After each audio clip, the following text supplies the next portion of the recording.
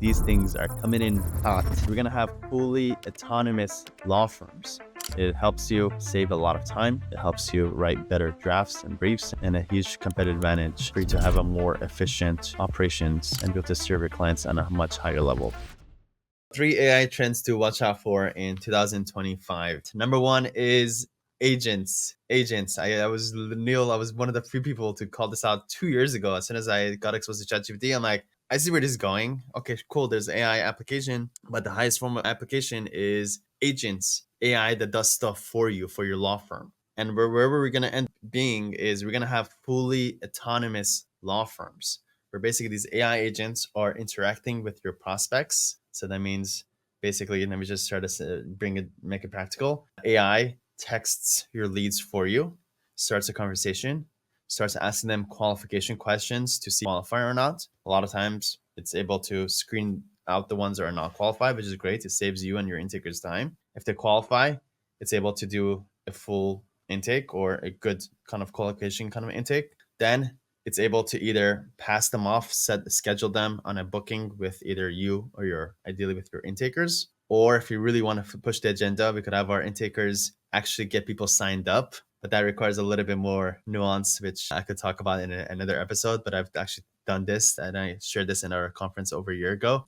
And then once your client is signed up, whether you, your intakers, or by your AI, then it's passed off to another agent who starts texting, mailing your clients for you to start collecting documents or any information that hasn't been gathered already. Then at that point, the AI takes over and starts drafting different demand letters or discoveries or whatever that is. And then once that's prepared, that's passed over to your lawyer, to the lawyer at the law firm who's able to review everything, make sure everything checks out, make the revisions and file it. Then the AI agents could even follow up with government agencies to know what's going on, or with the opposing counsels via email or text, whatever that is. And it's able to get the settlement or finish off whatever transactional work that needs to get done. And AI agents are able to also start talking to the client to collect Google reviews so you can keep the lights on and continue growing from there. These little, what I just explained is real. And I actually have 2 AI companies, Neil, that I hired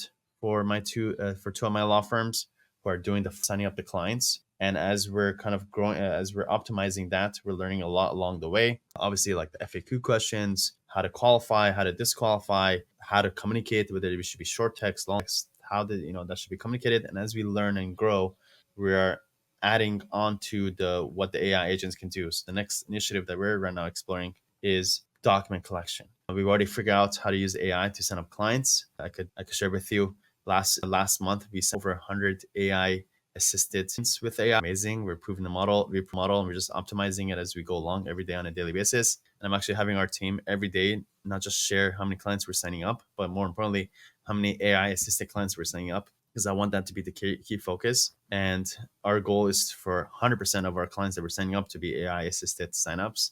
So that's kind of exciting. This is here. It's happening.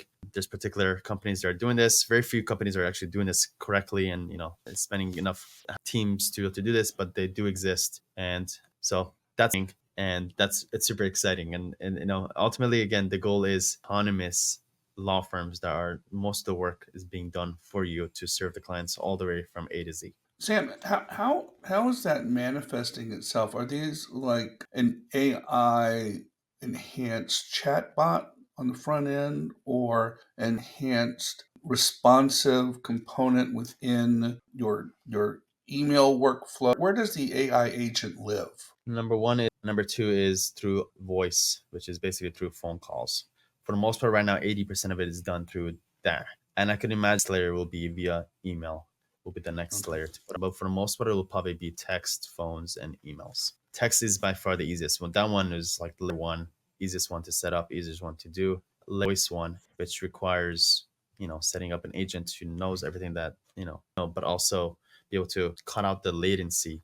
How fast could you answer those questions? And also, if there's things that are out of the way, somebody, brings up something that, so refining all those, those outlier kind of situations. But yeah, usually those 2 things.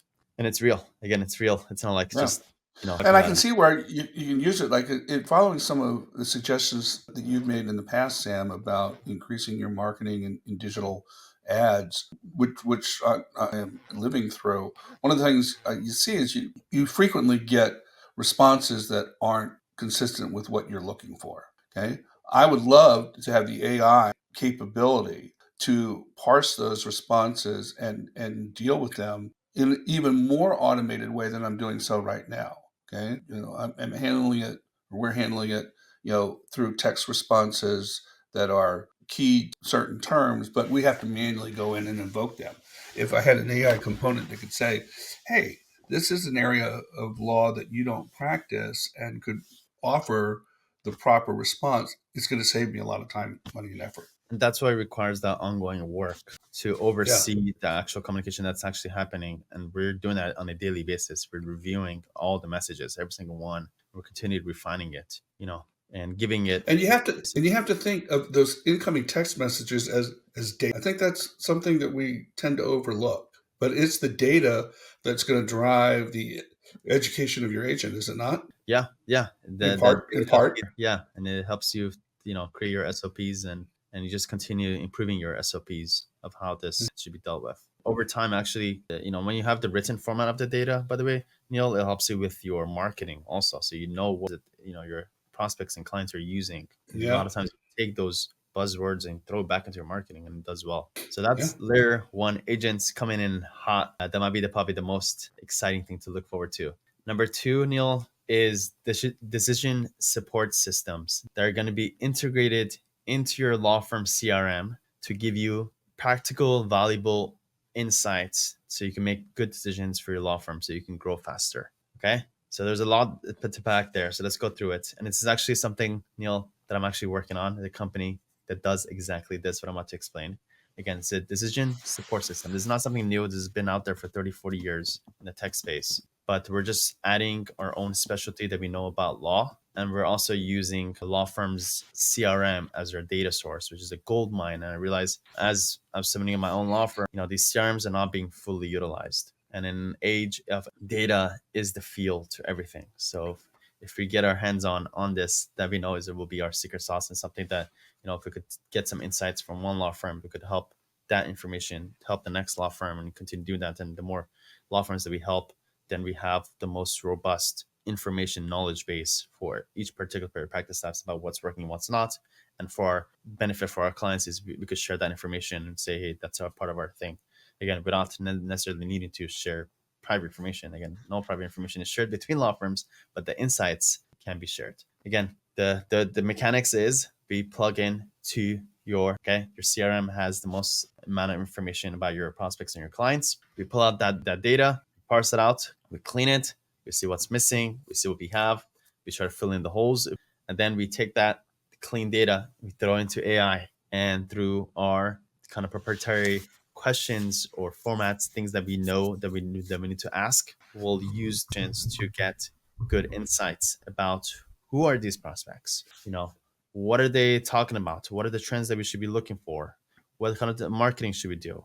What will be the best way to collect these documents? How can we best serve them? How can we build agents on top of these things? And it's just basically tapping into this untapped data gold mine that every law firm is sitting at, and using that as a data source to help us make the right decisions for our law firms. Super exciting, Neil. Something that I'm kind of excited about because I don't see this being done too much, and I think it will give us a really huge competitive advantage to these law firms that have these driven decisions to help them make decisions. Yeah, I think that the challenge for me is to understand, and just as an aside, I've said before that law is my fourth career, way back when I was in IT. And I remember one of my classes at the University of Maryland was decision support systems, and that was the 80s. So when you say this has been around for 30, 40 years, you're not lying. So, but the key is implementing it in a AI driven way such that it can be integrated with your CRM. And I think the way to think about this, if I understand it correctly, correct me if I'm wrong, is that when you look at your CRM, you as the law firm owner or the responsible attorney, you're making decisions based what you see, right? I mean, obviously. And you're making decisions about what's the next best step for this matter, or how can you help this client? What's the next activity that has to take place? And a decision support system, kind of correctly, as you've explained it, would encompass that logic and go ahead and create that pathway without your expressed involvement. Is that right? Yeah, you said it pretty much spot on. There's so many things that are gonna come out of this that, and we know that once we go deep into it, like we're gonna find things that we never thought. Yeah. But you mentioned the one which is predictive analysis, which is before it happens. Imagine, you get, a some percentage of your clients who are kind of not in the know and they're wondering what's going on. Well, imagine if AI can say this type of client, it feels like they're entering that doubt stage. So proactively we'll go give them an update. Or, hey, you haven't really analyzed this client for these causes of action, but also ask them these questions to see if there's something deeper, squeeze a small little case into a much bigger class action case that maybe you didn't, think about. These kind of insights that you never even thought about, once you bring AI into the picture, to be able to give you those insights. And just one of those decisions, Neil, turning, a 5-figure case into a 7 or 8-figure case right away pays for it and some. And again, Yeah. data is going to be crucial, and those smart lawyers who are tapping into it are going to, reap the rewards. Let's go to point number 3, which is the third big AI trend that I see happening, which is more and more AI enhanced legal research, helping lawyers kind of do the research quicker with more predictable, better results. Okay. The AI is key when it comes to research. It's one of the things that's probably the strongest at, because it's all data, right? Research is just data, taking loads of information and then getting the insights that you need to help you make decisions about what you should do with your clients. Well, there's a couple of tools that I'll share that already do this. The most popular one is Casetext's CoCounsel, which basically it's a very user-friendly legal research that allows you to do case analysis, citation assistance, everything that comes in that whole realm, which is being a lawyer. A very good, proven tool that I found a lot of lawyers talk very positively about. Also, Lexis and Westlaw have their own also AI features, but I've heard more positive things about Casetexts. Also, Westlaw Precision and Ross Intelligence. Those 4, Neil, are the top ones that I've seen lawyers talk about inside of our community. Check those out. Again, it helps you save a lot of time. It helps you get better answers. It helps you write better drafts and briefs and everything that you need to do in motions, and a huge competitive advantage for you to have a more efficient operations and be able to serve your clients on a much higher level. So to recap,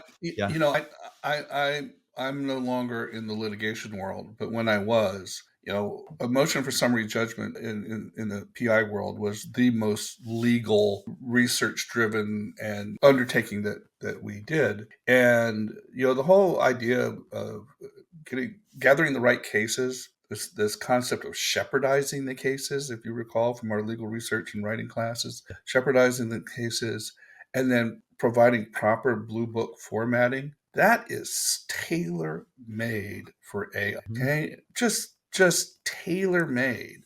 So if you're having a hard time conceptualizing how might I be able to use a tool, think of that process and think, okay, here's the problem I'm trying to solve. Here's the jurisdiction I'm in. Here's some key factors about the matter.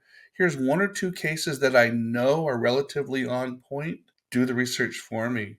Lay out the key points. Now, it can't write it for you. You have to do your own writing. Certainly can give you a good draft.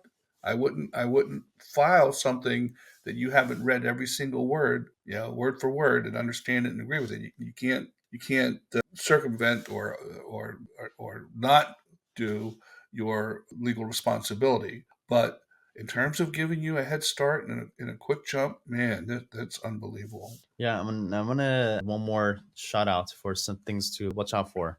And it's something, Neil, that's still a lot of lawyers I don't see taking advantage of enough yet is GPTs, which are basically custom chat GPTs that you can build yourself based on your own framework, your own documents. Let's just say, you have a bunch of even personal injury demand letters, believe it or not. Let's just say you have 10 templates or 20, 100 different templates. You're able to upload that to your own GPT write your own frameworks of how you want the demand letters to be. And then you're able to use this GPT to basically answer a set of questions to say, hey, customize this demand letter that I want you to write based on these key facts for my client. And it will give you a good, very strong first draft of the demand letter or whatever you want to help you, cut through the noise. And actually you're able to pass off this tool to your team, your demand writers, to be able to utilize this. And this GPT could be applied to across anything you could think about. I just happen to have 30, 40 of these that I've built for my own